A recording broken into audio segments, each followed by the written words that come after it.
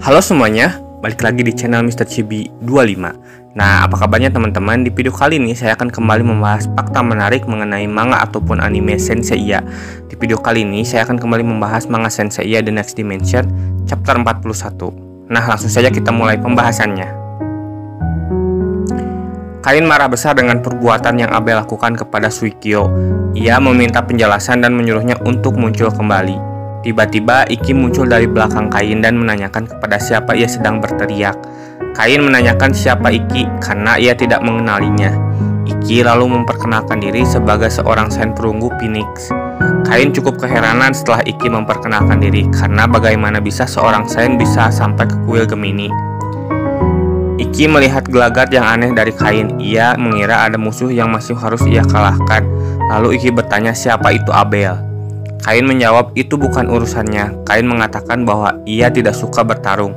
Jika Iki masih ingin hidup, maka berbaliklah dan pergi ke tempat ia berasal. Namun bukan Sen perunggu Athena namanya jika mereka harus menyerah melawan musuhnya. Iki mengatakan bahwa ia sudah bersiap untuk mempertaruhkan nyawanya demi pertempuran ini.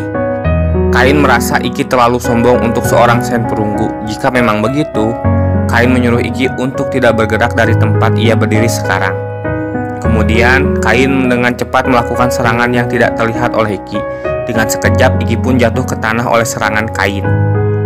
Kain tidak peduli dengan Sen perunggu seperti Iki. Yang ingin ia lakukan sekarang adalah untuk menghajar Abel dan menghentikan rencananya. Iki bertanya siapa Abel dan di mana dia, karena di kuil Gemini yang Iki lihat hanyalah Kain seorang, tidak ada orang lain. Iki merasa itu hanyalah akting dari Kain saja. Mendengar hal tersebut, Kain tidak terima. Ia kembali menghajar Iki tepat di wajahnya. Kemudian di perut sampai Iki termental. Karena Iki tidak akan mengerti dengan situasi yang terjadi sekarang. Kain kembali mengusir Iki. Ia tidak ingin membunuhnya, akan tetapi ia harus pergi sekarang juga. Ini bukan hanya tentang keberadaan Abel, akan tetapi ada kosmo iblis yang mengitari Sanctuary. Dan reinkarnasi Athena tidak ada yang melindungi. Mendengar penjelasan tersebut, Iki lalu mengatakan kepada Kain bahwa dia datang dari masa depan.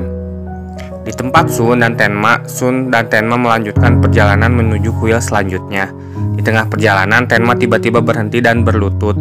Luka yang ia dapat saat terkena serangan dari Suikyo sepertinya berefek cukup parah.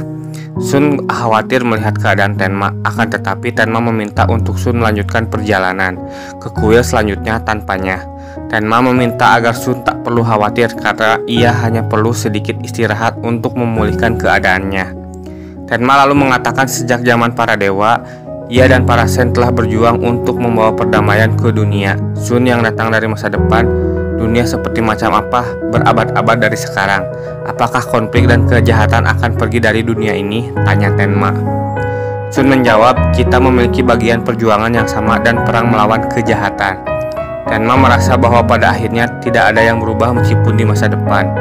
Ia merasa tidak peduli berapa banyak para Sen berjuang, dengan resiko kehilangan nyawa, bumi tidak akan pernah terbebas dari kejahatan. Mungkin karena itulah suatu hari kita akan menerima hukuman dari dewa dan manusia akan dimusnahkan dari bumi.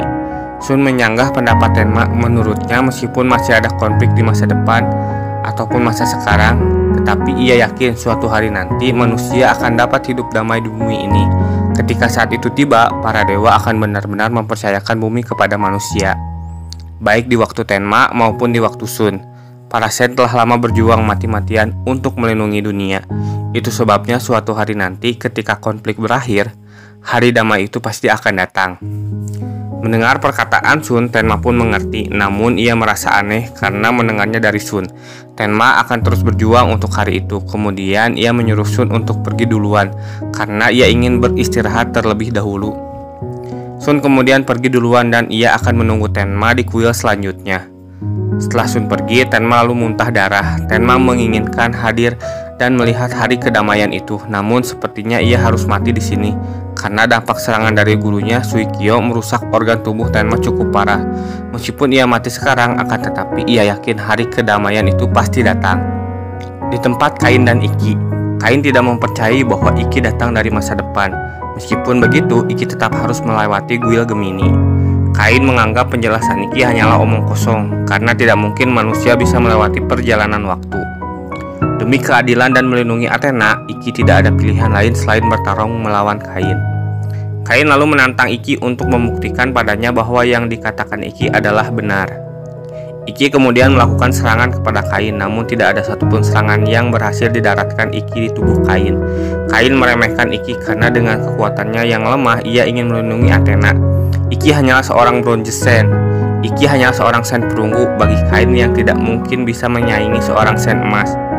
Kain cukup marah, ia lalu melakukan serangan balasan kepada Iki dengan pukulan yang menyamai cahaya. Iki dibuat kesakitan hingga ke tulang-tulangnya. Ia tidak bisa berkutik menerima serangan dari Kain, sehingga Iki pun terpental cukup jauh. Bagi Kain, seorang sen perunggu ingin melangkahi kekuatan sen emas adalah hal yang mustahil. Iki harus tahu diri dan batasan untuk seorang sen perunggu. Namun yang terjadi, Iki mencoba untuk bangkit. Para sen perunggu Athena sudah sering mengalami bertemu dengan kematian. Jika melawan Kain saja Iki sudah tewas, maka ia tidak bisa menyelamatkan Athena. Sen perunggu Athena tidak bolehlah kalah baik di zaman sekarang maupun di masa depan. Nah, itulah untuk video kali ini. Terima kasih telah menonton. Jangan lupa like, komen, dan share.